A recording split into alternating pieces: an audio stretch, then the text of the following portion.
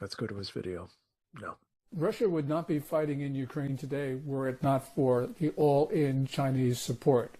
If we go back to the very beginning, February of 2022, you're right, China green-lighted this invasion. You had February 4th, which was the joint statement between Russia and China. That's when they declared their no-limits partnership. What was interesting was that that was the opening ceremony of the Beijing Winter Olympics. Now, Vladimir Putin postponed his invasion until 4 days after those Olympics ended, which was, I think, a real sign of partnership. The Chinese didn't want an invasion of Ukraine to mar their big ceremony and their big event.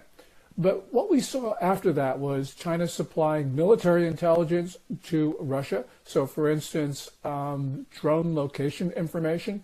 The Ukrainians were using Chinese-made drones. The Chinese provided that location data to Russia so that Russia could take out the Ukrainian drone operators. But then it went all in. So, for instance, we had elevated commodity purchases, which effectively financed the war. We had diplomatic and propaganda support. China opened up its financial system to sanctioned Russian institutions.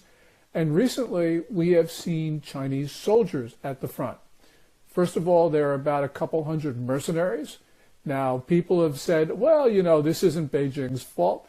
But by the way, those mercenaries could not have gotten exit visas from China. They couldn't travel to Russia without the knowledge and the support and approval of the Communist Party.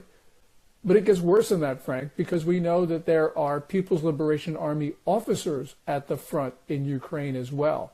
So that's formal Chinese military.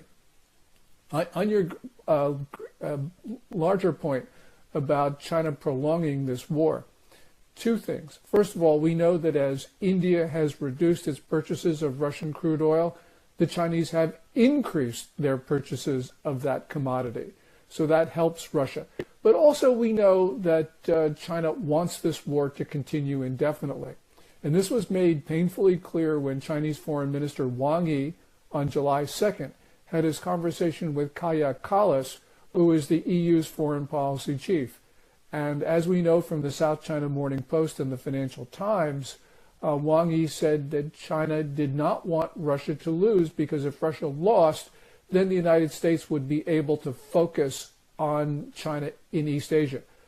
Well, if you extrapolate that a little bit, it means that China also doesn't want the war to end, because if the war ends, even with the Russian victory, it means the U.S. can focus on China in East Asia.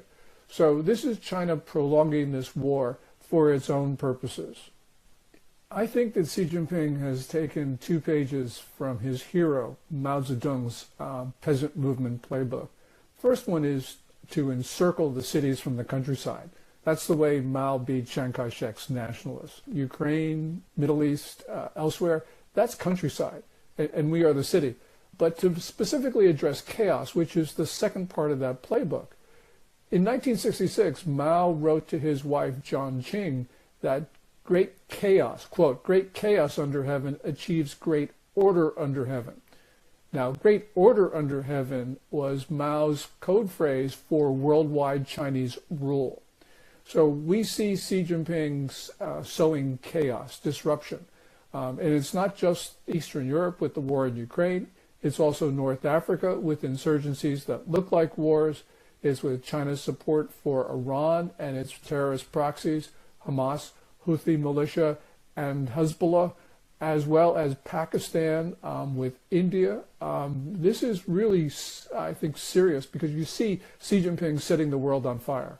Absolutely. What an apt metaphor is setting the world on fire. As I mentioned earlier, I think of Xi as a strategic arsonist, and the conflagrations that he has been deliberately setting are purposeful, and its intent, unless stopped, will be to continue. I'm quite concerned, for reasons we'll talk about further in our conversations to come, here at home as well.